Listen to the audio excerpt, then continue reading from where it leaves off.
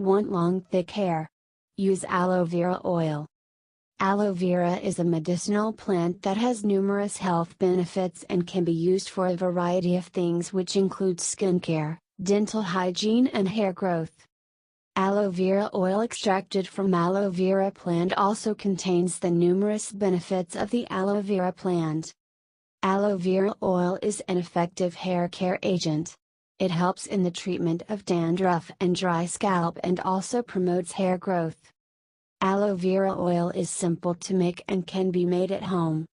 To make aloe vera oil, you will need ½ cup of fresh aloe vera gel, ½ cup of coconut oil and any essential oil of your choice. The essential oil is optional.